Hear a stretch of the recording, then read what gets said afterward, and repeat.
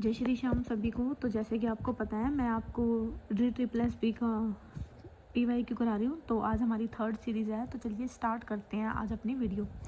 हमें क्वेश्चन दिया है कि all the upper triangular matrix are the echelon form, और सेकंड स्टेटमेंट हमें दिया है all the matrix are in echelon form are the upper triangular matrix. इसमें क्या दिया है, आपको 2 स्टेटमेंट दिए हैं, ठीक है, एंड आपको बताना है कि कौन सी स्टेटमेंट ट्रू है एंड कौन सी फॉल्स है। तो यहाँ पे इस क्वेश्चन को आप कैसे करोगे, इस क्वेश्चन को करने के लिए सबसे पहले आपको ना अपर ट्रायंगुलर मैट्रिक्स और इक्लियन फॉर्म ऑफ मैट्रिक्स पता होनी चाहिए कि क्या होती हैं। अगर आपको ये दोनों की नॉलेज है तो आप इस क्वेश्चन को ईजिली वे में क्या कर लोगे, हैंडल कर लोगे। तो चलिए स्टार्ट करते हैं एंड देखते हैं कि upper triangular matrix and echelon form क्या होती है। तो हमारी अपर ट्रायंगुलर मैट्रिक्स क्या होती है, देखो हमारे ना 2 टाइप होते हैं, एक होता है हमारा लोअर ट्रायंगुलर और एक होता है हमारा अपर ट्रायंगुलर। अपर ट्रायंगुलर में क्या होता है, जो नीचे वाली डायगोनल से जो नीचे वाले सारे एलिमेंट है ना वो क्या होते हैं, 0 होते हैं, ठीक है। और जो डायगोनल है ना वो हमारे क्या होने चाहिए, नॉन जीरो होने चाहिए। और इससे जो नीचे वाले हैं ना 0 हो सकते हैं डायगोनल, ऐसा कोई ज़रूरी नहीं है, बट डायगोनल से नीचे वाले सारे एलिमेंट क्या होते हैं, 0 होते हैं, ठीक है। जैसे मैंने यहाँ पे लिखा हुआ है कि if all the element below the principal diagonal are 0। Principal diagonal का मतलब जो डायगोनल है इसी को बोला हुआ प्रिंसिपल डायगोनल, ठीक है।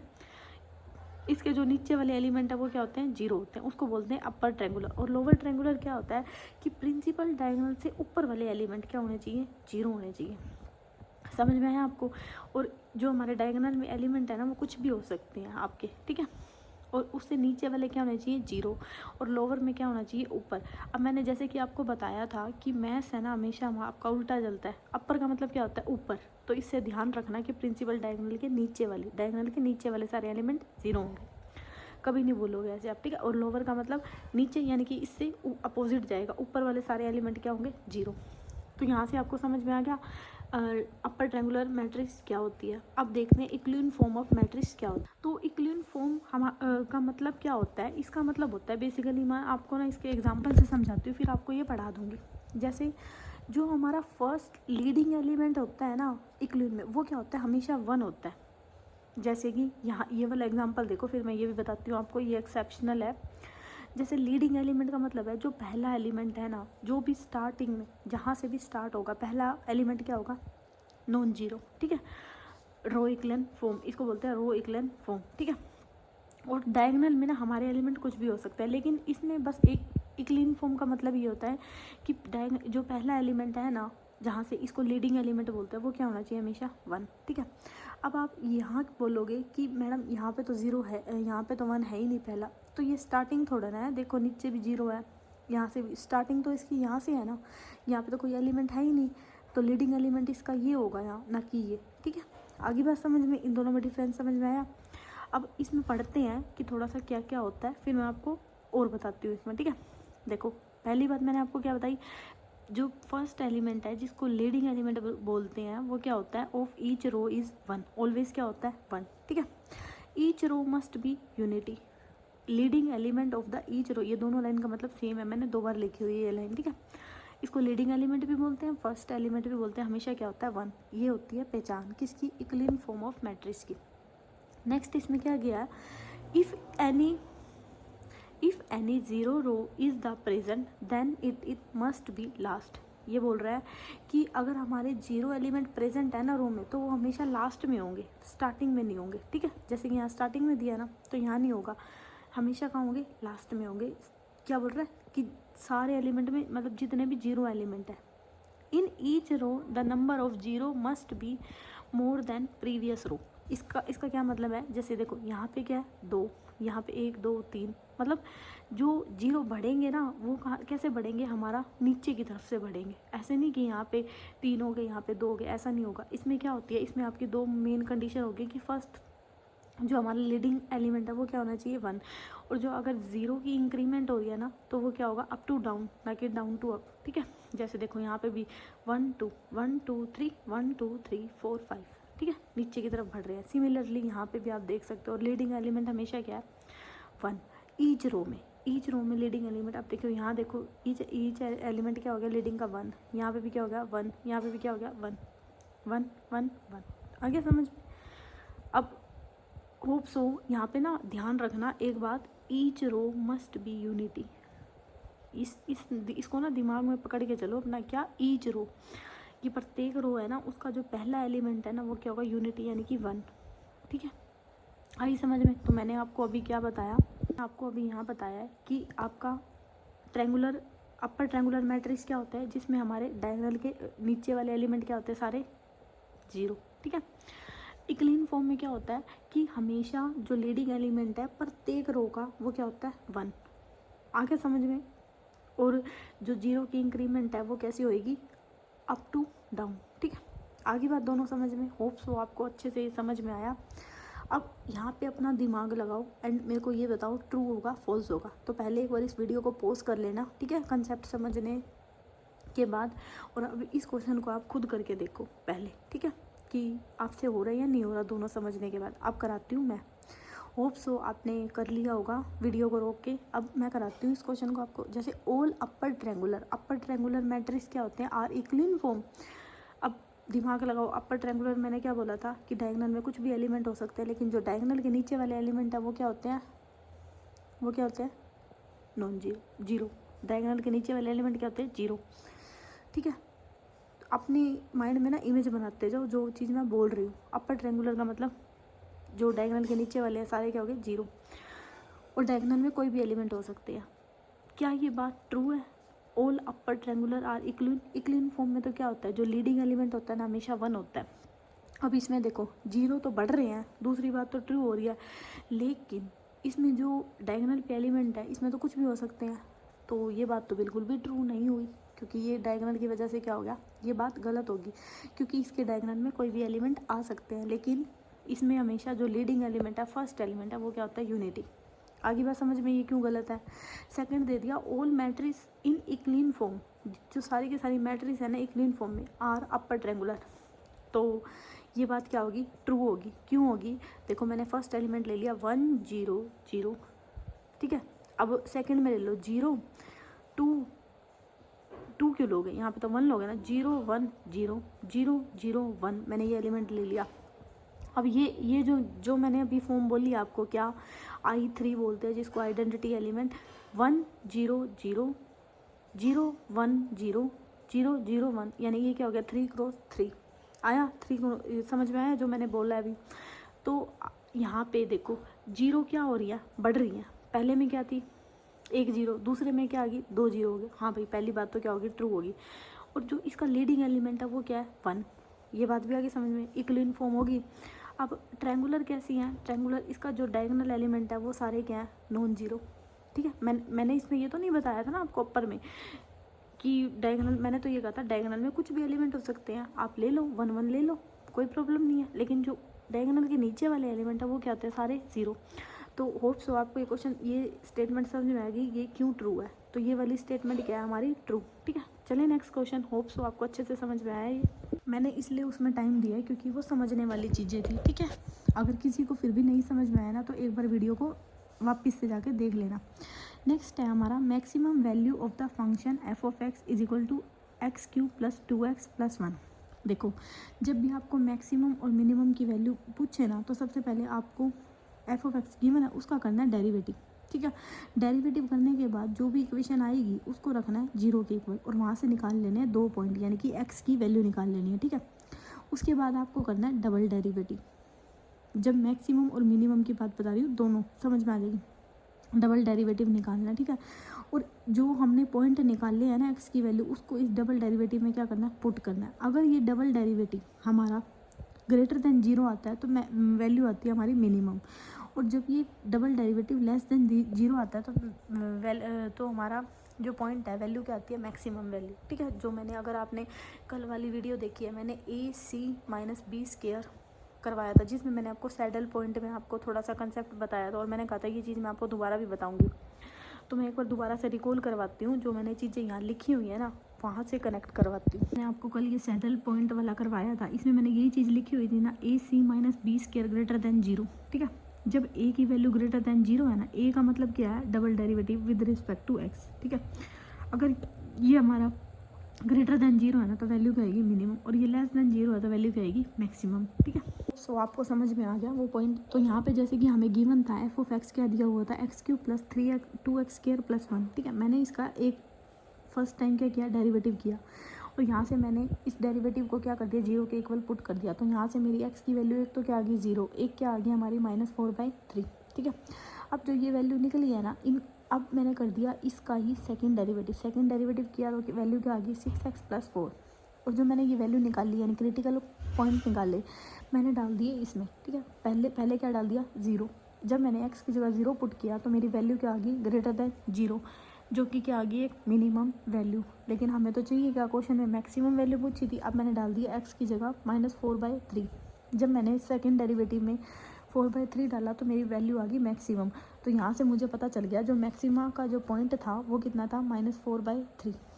यहाँ से आपको पॉइंट मिल गया। अब एफ ऑफ एक्स में ना आप इसी पॉइंट को क्या कर दो पुट कर दो, और यहाँ से आपको मिल जाएगा आंसर, जो कि हमारी क्या आ जाएगी मैक्सिमम वैल्यू ऑफ फंक्शन। ठीक है, होप सो ये आप कर लोगे। मैंने आपको कंसेप्ट बता दिया स्टेप बाय स्टेप की क्या क्या करना है। ठीक है, चलिए नेक्स्ट क्वेश्चन। तो हमें नेक्स्ट में दिया है to reduce a matrix into the row equivalent form apply. इसने बोला है कि जब अभी मैंने आपको क्या इक्विवेलेंट फॉर्म बताई थी ना मैट्रिक्स की, रो इक्विवेलेंट फॉर्म क्या थी जिसमें फर्स्ट लीडिंग एलिमेंट प्रत्येक रो का क्या होता है 1 होता है। ठीक है, और जीरो क्या होते हैं अप टू डाउन क्या हो जाती है इंक्रीज हो जाती है। तो बस इसने यही पूछा है कि to reduce a matrix into the row equivalent form apply only the row operation both row and column operation. ये चीज़ तो मैंने आपको बताई नहीं, both row and column, only column की तो कोई बात ही नहीं है यहाँ पे, क्योंकि रो पूछा है, कोई भी ऑपरेशन नहीं लगेगा। क्यों नहीं लगेगा, इसमें रो का है तो क्या लगेगा रो इक्विवेलेंट फॉर्म। अगर यहाँ कॉलम होता तो लिखते हम ओनली कॉलम ऑपरेशन। ठीक है, तो यहाँ पे इसने किसके बारे में पूछा है रो इक्विवेलेंट फॉर्म के बारे में पूछा है, तो आएगा ओनली रो ऑपरेशन। ठीक है, नेक्स्ट हमें दिया है कि let f of x be a function then what will be the step to find the stationary point. अभी मैंने आपको बताया था स्टेशनरी पॉइंट क्या करना है आपको, फंक्शन आपको दिया है उसका क्या करना है डेरिवेटिव करना है, और उसको किसके इक्वल रखना है जीरो के इक्वल रखना है। तो बस यहाँ पे वही पूछा है कि स्टेशनरी पॉइंट निकालने के लिए क्या कंडीशन होती है, तो curly f upon curly x is equal to zero and curly f upon curly y is equal to zero. ठीक है, अगर यहाँ पे मैक्सिमम और मिनिमम वैल्यू पूछी होती तो हम इसका करते सेकंड डेरिवेटिव, जो कि थर्ड ऑप्शन नंबर डी में आपको दिया हुआ है। ठीक है, अगर मैक्सिमम या मिनिमम की वैल्यू पूछता तो। नेक्स्ट हमें दिया है कि x क्रॉस y एक ऑपरेशन दे दिया such is equal to a b such that a belonging to x b belonging to y, और हमें ये मोड ऑफ x क्या दिया है n and mode of y क्या दिया है m। तो बस इसने x क्रॉस y पूछा है तो सिंपली है n इंटू क्या हो जाएगा, अब ये क्या दे दिया आपको मल्टीप्लाई दे दिया ना, इसका क्या दे दिया पूरे का मोड दे दिया। तो आप क्या करोगे बस यहाँ पे n की जगह क्या रखोगे x की जगह n और m की जगह, जैसे देखो इसको हम अलग अलग खोलेंगे तो यहाँ पे क्या आ जाएगा आपका n of x cross mode of y। ठीक है, ऐसे करके खुलेगा ये, और जो इसका ये क्रॉस है ना अब दोनों बाहर तरफ खुल जाएंगे, तो बस इनकी क्या करनी है आपको क्रॉस लगा दो या डॉट लगा दो, मतलब दोनों मल्टीप्लाई ही होंगे, कहने का मतलब ये है। तो n डॉट m क्या हो जाएगा इसका आंसर। ठीक है, बस खाली सिंपली ये क्या होता है रिजल्ट होता है एक आपका, इसका आंसर ही क्या होता है m डॉट n या फिर n डॉट m। ठीक है, x की जगह वैल्यू पुट कर दी n और मोड y की जगह वैल्यू पुट कर दी m, तो इनकी क्या होगी m इंटू n। ठीक है, नेक्स्ट क्वेश्चन हमें दिया है ये आपका 10th क्लास का ये है कि if alpha beta gamma are the root of equation then ax³ + bx² + cx + d is equal to zero, alpha is not equal to zero, then alpha beta gamma alpha की value क्या होती है। तो ये बेसिकली आपका 10th class का है। ठीक है, इसमें क्या होता है हमारी जो क्वाड्रेटिक इक्वेशन है ना उसमें sum of the root and the product of the root के बारे में बताया गया होता है। सम ऑफ द रूट क्या होते हैं जिसको अल्फा प्लस बीटा बोलते हैं -b/a, product of the root क्या होते हैं c/a। मतलब ये वो वाले क्वेश्चन है जिसमें हम नंबर ऑफ द जीरोस नहीं निकालते हैं, मैं थोड़ा रिमाइंड कराऊँ तो आपको, तो वो चीज़ है ये। ठीक है, और क्यूबिक इक्वेशन आ जाए ना तो सम ऑफ द रूट क्या होते हैं -b/a सेम होते हैं। ठीक है, एंड अल्फा बीटा गामा क्या होते हैं d/a। अब इसको आप याद कैसे करोगे, ये c/a, जैसे यहाँ अल्फा बीटा है ना तो c/a, alpha beta beta gamma, जब दो देखो इसको याद करने की ना ट्रिक है 1 2 3, ये 3 हो गए ना 3। ठीक ठीक है। और यहाँ पे देखो 1 2 2 2 की मल्टीप्लाई हो रही है। अब सी और डी में से छोटा कौन सा होता है भाई, सी छोटा होता है एंड डी क्या होता है, बड़ा। तो जब 3 की बारी है तो डी आएगा एंड 2 2 की प्रोडक्ट करेंगे तो सी आएगा, ठीक है। बस ये याद करना है, ऐसे याद कर लेना। बाकी आप किसी और वे में याद करते हो तो अच्छी बात है, ठीक है। बाकी मैंने याद करने की ट्रिक बताइए आप। अब यहाँ देखो मल्टीप्लाई कर रखी है, मल्टीप्लाई 1 2 1 2 2 की मल्टीप्लाई कर रखी है, तो सी और डी में से छोटा क्या होता है, सी, ठीक है। तो सी बाई ए, अगर यहाँ 3 की मल्टीप्लाई होता है तो होता है minus D by A. Simply इसको याद कर लेना, रिजल्ट होते हैं। नेक्स्ट आ गया हमारा which of the following is correct, कि हमें ये बताना है इनमें से कौन सा करेक्ट है, ठीक है। ये आपका ना मैथमेटिकल मॉडलिंग है। तो इस संडे ना मैं आपको ये वाला चैप्टर कंप्लीट पढ़ा दूँगी, वीडियो मिल जाएगी आपको, ठीक है। जैसे मैथमेटिकल मॉडलिंग मैं अभी इसमें नहीं पढ़ा रही आपको, बस इसका ये देख लो क्वेश्चन है, बाद में मैं दोबारा से कनेक्ट कर दूँगी कि mathematical modelling is a way to represent the problem with the help of mathematical formula, ठीक है। बस इतना इसको याद करो, ये स्टेटमेंट इसमें ट्रू है। अब क्यों ट्रू है इसके लिए आपको ना थोड़ा सा वेट करना पड़ेगा। अभी इस संडे ना मैं आपको मतलब आपको ना जैसे संडे टू संडे ना, जैसे बच्चे बोल रहे हैं ना कि वो क्या बोलते हैं, ये सिलेबस की वीडियो भी चाहिए बीच बीच में, तो मैं आपको ना एक वीडियो ना संडे को, डेली संडे को ना सिलेबस के अकॉर्डिंग जो है ना कंसेप्ट की वीडियो बनाती जाऊंगी अलग से, ठीक है। अब जैसे मैथमेटिकल मॉडलिंग है तो इस संडे ना आपको ये कंप्लीट मैथमेटिकल मॉडलिंग एक वीडियो में पढ़ा दूंगी मैं, तो वहाँ से देख लेना। फिर मैं इस क्वेश्चन को दोबारा से कनेक्ट करके भी सिखा दूंगी। तो बस अभी के लिए याद करो कि मैथमेटिकल मॉडलिंग क्या होती है, रिप्रेजेंट करती है problem with the help of mathematical formula. बस इतना याद करो। जब मैं इसका कंसेप्ट पढ़ाऊंगी ना आपको ना संडे टू संडे एक वीडियो मिल जाएगी कंसेप्ट के ऊपर, ठीक है। अलग से मैं अलग से प्लेलिस्ट बना दूंगी topic wise director plus B के नाम से, ठीक है। तो वहाँ से आप इसका कंसेप्ट कर लेना। चलिए अब आगे, अब ये क्वेश्चन तब मैं दोबारा से एक बार फिर करा दूँगी। इसी वीडियो में अब आपको कंसेप्ट पढ़ाने लगी ना तो ये वीडियो काफ़ी लंबी हो जाएगी और क्वेश्चन रह जाएंगे आपके, ठीक है। तो मैं अलग से टॉपिक वाइज आपको ये सारा करा दूँगी। अब मैथमेटिकल मॉडलिंग आ गया ना, तो इस संडे आपको मैथमेटिकल मॉडलिंग कंप्लीट एक ही वीडियो में कंप्लीट मैथमेटिकल मॉडलिंग में पढ़ा दूँगी। नेक्स्ट हमारा क्वेश्चन आता है, क्योंकि मेरा ना इस वीडियो में मेन टारगेट है कि आपको ना ज़्यादा से ज़्यादा क्वेश्चंस कराऊँ, क्योंकि बहुत सारे पेपर हैं एंड बहुत सारे क्वेश्चंस भी करने हैं हमको, ठीक है। तो अब नेक्स्ट क्वेश्चन देख लेते हैं। The positive term of the series 1/(1/n⁴7/8 is. अब हमें ये बताना है कि क्या होते हैं, जैसे ऑक्सीलेटरी फाइनाइट क्या होते हैं, ऑक्सीलेटरी इनफाइनाइट क्या होता है, डाइवर्जेंट कन्वर्जेंट ये क्या होती है। तो मैं आपको ये थोड़ा सा बेसिक आपको बताती हूँ इसका कंसेप्ट। सबसे पहले तो ना जो ये क्वेश्चन दिया है ना इसमें लगेगा आपका पी टेस्ट। पी टेस्ट क्या कहता है, जब भी हमारा ना समीशन n = 1 to ∞ 1/n⁴p ऐसा कुछ होता है ना, तो ये हमारा इसमें पी टेस्ट चलता है, ठीक है। तो ये होता है हमारा पी टेस्ट। पी टेस्ट हमारा क्या बोलता है, summation n = 1 to n 1/n⁴p, ठीक है। इसको बोलते हैं पी सीरीज या पी टेस्ट। तो इसमें क्या होता है, जब पी हमारा ग्रेटर देन 1 होता है तो ये होता है कन्वर्जेंट, ठीक है। And P less than n = 1 होता है तो होता है हमारा डाइवर्जेंट। तो अब यहाँ पे आओ, इस क्वेश्चन को कनेक्ट करो। 1/n⁴ क्या दे दी, पी। जब p ग्रेटर देन 1 है तो क्या आएगा, कन्वर्जेंट। अब आप देखो 7/8 को आप सोल्व करते हो तो क्या आता है इसका आंसर 0.8, ठीक है। ये लेस देन क्या हो गया 1, अगर ये लेस देन 1 है तो इसका आंसर क्या हो गया, डाइवर्जेंट। आंसर आ गया, समझ में आया पी टेस्ट क्या। अब इसमें जो आपको दिया है ना ऑक्सीलेटरी फाइनाइट क्या होते हैं, इनफाइनाइट क्या होते हैं, ये सीखते हैं। ये दोनों समझ में आ गए ना, कन्वर्जेंट एंड डाइवर्जेंट। अब ऑक्सीलेट का मतलब क्या होता है, देखो ऑक्सीलेट का मतलब होता है कि झूला नहीं होता, कभी आगे जा रहा है कभी पीछे जा रहा है, कभी आगे जा रहा है कभी, इसको बोलते हैं ऑक्सीलेट। इसका मतलब होता है ऑक्सीलेट, ठीक है। जैसे मैंने यहाँ पे लिखा है, if the sequence neither convergent to a finite number not divergent +∞ to -∞, तो हम उस सीरीज़ को बोलते हैं ऑक्सीलेटिंग। जैसे पीछे जा रहा है ऊपर जा रहा है, ऊपर जा रहा है आगे जा रहा है पीछे जा रहा है, आगे जा रहा है पीछे जा रहा है। आप इमेजिन करो मेरे साथ, आगे जा रहा है पीछे जा रहा है, आगे जा रहा है पीछे जा रहा है। देखो ना तो ये मैक्सिमम पे रुक रहा है ना ये मिनिमम पे रुक रहा है, ध्यान से देखो, ठीक है। जो मैं चीज़ आपको समझाने की कभी नहीं भूलोगे आप, जैसे वो सैडल पॉइंट कभी नहीं भूलना, ना तो मैक्सिमम होता है ना मिनी, इसको भी कभी नहीं भूलना। ऑक्सीलेटिंग का मतलब क्या होता है, ना तो ये आगे रुक रहा है ना ये पीछे रुक रहा है, बस ये चला जा रहा है चला जा रहा है चला जा रहा है चला जा रहा है, आगे पीछे, मतलब ना तो ये कन्वर्जेंट होता है ना ये डाइवर्जेंट होता है। तो उस सीरीज़ को हम क्या बोलते हैं, ऑक्सीलेटिंग, ठीक है। तो फिर भाई यहाँ पे ऑक्सीलेटिंग फाइनाइट और इनफाइनाइट दिया है, तो ये क्या होता है, ये भी देखो ध्यान से देखना, बिल्कुल आसान से बताती हूँ। A bounded sequence which does not convergence set to oscillating finite. ये क्या बोल रहा है कि एक bounded sequence which does not converge नहीं हो रही लेकिन बाउंडेड है, तो उसको बोलते हैं ऑक्सीलेटिंग फाइनाइट। यानी कि अब फाइनाइट का मतलब क्या होता है, फाइनाइट नंबर जिसको हम काउंट कर सकते हैं। जैसे मैंने इसका एग्जांपल लिखा हुआ नीचे, ध्यान से देखना। जैसे मैंने लिखा यहाँ पे मैंने सीरीज़ दे दी -1 की पावर n, ठीक है। मैंने n की जगह, अब मैंने n की जगह इवन नंबर लिए। इवन नंबर लेते ही ना जो हमारा n है ना वो क्या हो जाएगा, पॉजिटिव। यानी -1 की पावर 2 करूँ तो 2 बार हो जाएगी, पॉजिटिव आ गई। और मैंने -n की पावर जब मैंने ओड पावर करी तो मेरा आंसर क्या आ रहा है, नेगेटिव। तो यहाँ से कहने का क्या मतलब है कि जब n मैं ओड ले रही हूँ तो क्या आ रहा है, नेगेटिव। और जब मैं n इवन ले रही हूँ तो ये क्या आ रहा है, पॉजिटिव। यानी कि ये -1 और +1 के बीच में ही चल रही है ये सीरीज़, समझ में आई।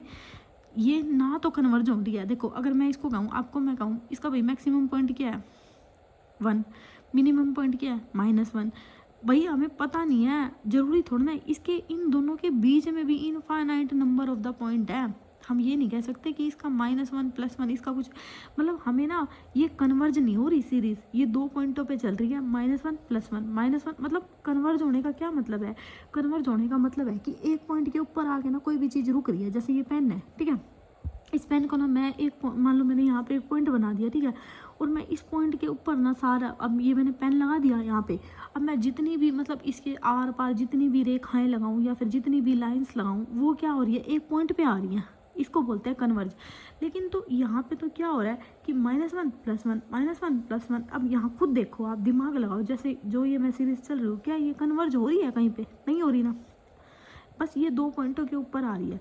जैसे ही ये 2 पॉइंटों के ऊपर आ रही है ना तो ये बाउंड होगी 2 पॉइंटों से। बाउंडेड का मतलब क्या होता है कि भाई बाहर नहीं जाएगी उस सीरीज से, उन्हीं उसी के बीच में रहेगी, चाहे उसमें मैक्सिमम पॉइंट कितने, इसमें इन दोनों के बीच में ना मैक्सिमम और मिनिमम पॉइंट ना infinite number of the maximum minimum point है। हम ये नहीं कह सकते हमको एक पॉइंट मिल रहा है, बस ये कह सकते हैं कि ये दोनों के बीच में क्या हो रही है, बंध रही है सीरीज -1 +1 -1 +1। तो ये होती है ऑक्सीलेटिंग फाइनाइट, ठीक है। और इनफाइनाइट का मतलब क्या होता है, इनफाइनाइट का मतलब होता है कि ये बंद नहीं रही। जैसे मैंने एग्जांपल ले रखा है ये वाला -1 की पावर n × 1। जब मैंने n को क्या लिखा, मतलब ओड लगा लो, ओड लगाते ही यहाँ पे क्या आ गया, -1 की पावर 1 -1 × 1 माइनस इवन लगाते ही पावर इवन लगाते ही क्या हो गया, पॉजिटिव हो गया। लेकिन जब जैसे मैं इवन और ओड नंबर ले रही हूँ हर बार मेरी वैल्यू क्या आ रही है, डिफरेंट आ रही है, सेम नहीं आ रही। ध्यान से सुनो, हर बार मेरी वैल्यू क्या आ रही है, डिफरेंट आ रही है। लेकिन यहाँ पे तो मेरी वैल्यू क्या आ रही थी, हमेशा सेम आ रही थी, -1 और +1 के बीच में ही चल रही थी। लेकिन यहाँ हर बार वैल्यू क्या आ रही है मेरी, डिफरेंट। तो इस कंडीशन पे हम बोलते हैं ऑक्सीलेटिंग इनफाइनाइट सीरीज, क्योंकि ना तो इसमें हमें मैक्सिमम मिनिमम कोई पॉइंट मिल रहा है कि ना ही कोई कन्वर्जन या डाइवर्जेंट हो रहा है, ठीक है, और ना ही मेरे को इसमें कोई कन्वर्जेंट एंड डाइवर्जेंट का कुछ दिख रहा है। तो इस सीरीज़ को बोलते हैं क्या, आपका ऑक्सीलेटिंग फाइनाइट, एंड इस सीरीज़ को बोलते हैं ऑक्सीलेटिंग इनफाइनाइट। होप सो मैं आपको बहुत अच्छे से ये समझा पाई। चलिए नेक्स्ट, हमारा नेक्स्ट क्वेश्चन है कि द सीक्वेंस 1 + -1 की पावर n इज़। अब आपने अगर मेरा वो वाला अभी जो मैंने आपको करवाई है ऑक्सीलेटिंग फाइनाइट और इनफाइनाइट, अगर वो अच्छे से देखी है तो इस वीडियो को यहीं पे रोको एंड इस क्वेश्चन को ना खुद करो, ठीक है। पहले होप सो आपने कर लिया होगा। तो अब देखो इस क्वेश्चन को मैं कराती हूँ। सबसे पहले मैंने क्या लिखा, n जब ओड है, ओड लेते ही ना मेरी वैल्यू क्या आ गई, 0, और n की वैल्यू इवन डालते ही ना मेरी वैल्यू क्या आ गई, इवन, यानी कि 2 आ गया, ठीक है। यानी कि ये सीरीज़ क्या होगी आपकी, बंधगी किसमें, 0 और 2 के बीच में, ठीक है। तो इस सीरीज़ को बोलते हैं हम ऑक्सीलेटिंग फाइनाइट, ठीक है। अब होप सो आपको ये समझ में आ गया होगा बिल्कुल अच्छे से। नेक्स्ट आता है हमारा what are the infimum and supremum of the set, कि हमारा infimum and supremum of the set क्या होता है। देखो इनफ्रीमम का मतलब होता है हमारा जो हमारा क्या होता है, मिनिमम पॉइंट, ठीक है, और सुप्रीमम का मतलब होता है मैक्सिमम पॉइंट। पहले तो इतना ही समझो कि इन दोनों का मतलब क्या होता है, ठीक है। जैसे मैंने ऊपर वाला क्वेश्चन लिखा था इनफ्रीमम, अगर मैं इसमें इनफ्रीमम बोलूँ, मैंने क्या बोला आपको, मिनिमम पॉइंट यानी कि 0, और सुप्रीमम बोलूँ, सुप्रीमम यानी कि सुपर यानी कि बड़ा, तो सुप्रीमम क्या हो गया, 2, ठीक है। इतना आ गया समझ में। मैंने यहाँ पे ना थोड़ा सा एक्स्ट्रा लिखा हुआ है, जैसे इसको हम ना यहाँ पे मान लो इनफ्रीमम हो गया, यहाँ पे सुप्रीमम हो गया। इस इन्फीमम का नाम क्या होता है, लोअर बाउंड बोलते हैं इसको, ठीक है। ग्रेटेस्ट लोअर बाउंड जिसको क्या बोलते हैं, इन्फीमम, इसका नाम होता है, ठीक है। और अपर बाउंड का मतलब क्या होता है, लीस्ट अपर बाउंड, जिसका नाम क्या होता है, सुप्रीमम। सुप्रीमम के नाम क्या होते हैं, upper bound, least upper bound, और इन्फीमम के नाम क्या होते हैं, ग्रेटेस्ट लोअर बाउंड और लोअर बाउंड। अब इनका मतलब देखो, ये क्यों नाम रखे, देखो यहाँ पे ना मैं ऊपर वाला एग्जांपल ही बताती हूँ। जैसे यहाँ पे सपोज मान लो 2 है, 0 है और यहाँ पे 2 है। अब 0 से नीचे वाले सारे एलिमेंट क्या हैं आपके, छोटे। 0 क्या होगा उसमें, बड़ा, यानी कि ग्रेटेस्ट लोअर बाउंड। छोटों में सबसे बड़ा, उसको क्या बोलते हैं, इन्फीमम। बड़ों में सबसे छोटा, यानी कि 2। अब 2 के इधर वाले सारे एलिमेंट क्या हो जाएंगे, बड़े, यानी बड़ों में सबसे छोटा, उसका नाम क्या होता है, लीस्ट अपर बाउंड। और छोटों में सबसे बड़ा, ग्रेटेस्ट लोअर बाउंड, तो इसको बोलते हैं इन्फीमम, और लिस्ट अपर बाउंड को बोलते हैं सुप्रीमम, ठीक है। आपको दिया है 1/n such that n belonging to n। तो मैंने जब n की वैल्यू क्या डाली, 1 डाली, तो आंसर क्या आया 1। 2 डाली तो 1/2, 3 डाली तो 1/3, ठीक है। अब यहाँ से थोड़ा सा दिमाग लगाओ आप, हमें यहाँ पे n की वैल्यू क्या आ गई, 1 से लेके, अब यहाँ पे देखो 1/2, 1/3, 1/4, 1/5, 1/6, ऐसे ऐसे करके चलता रहेगा ये तो। अब तो अगर मैं इसकी लीस्ट वैल्यू देखूँ, अब 1/2, 1/2, 1/3, 1, मतलब इसमें जो सबसे बड़ा मैक्सिमम वैल्यू तो हमें मिलेगी 1, और मिनिमम वैल्यू कैसे पता चलेगी, ये सारी की सारी जो भी सीरीज़ है वो किस अप्रोच कर रही है, 0 को। तो इसमें जो हमारा इन्फीमम होगा वो क्या होगा, 0। तो इसका आंसर क्या हो जाएगा, आपका आंसर हो जाएगा 0,1। 0 क्या हो गया, इन्फीमम, और 1 क्या हो गया, सुप्रीमम। चलिए नेक्स्ट आपका आता है कि population growth of the graph क्या होता है, ठीक है। इसको आपको सिंपली याद करना है, population growth of the graph होता है हमारा एक्सपोनेंशियली ग्राफ, ठीक है। बस ये और कुछ नहीं है, बस ये फॉर्मूला है इसमें कि पॉपुलेशन ग्रोथ कैसे निकालते हैं। तो पॉपुलेशन ग्रोथ निकालने का हमारा फॉर्मूला होता है P(0) टी हमारा क्या होता है, टाइम होता है, आर हमारा क्या होता है, रेट, ई हमारा क्या होता है, एक्सपोनेंट फंक्शन, और P0 क्या होता है, हमारी इनिशियल या फिर स्टेट ऑफ द पॉपुलेशन, ठीक है। और जो P0 है वो क्या है, पॉपुलेशन ग्रोथ ऑफ फंक्शन। तो सिंपली आपको याद करना है कि population growth of the graph क्या होता है, एक्सपोनेंशियली, और इसका फॉर्मूला क्या होता है, P0 e⁻RT, ठीक है। सो होप सो आपको यहाँ तक इतना समझ में आया, ठीक है। वीडियो ज़्यादा लंबी नहीं बनाते, आप इतना समझिए अच्छे से, एंड मैं आपको टॉपिक वाइज भी पढ़ा दूँगी, ठीक है। अभी जैसे कि हमारा संडे को होगा मैथमेटिकल मॉडलिंग का टॉपिक कंप्लीट, ठीक है। होप सो आपको वीडियो पसंद आ रही है एंड अच्छा लग रहा है, ठीक है।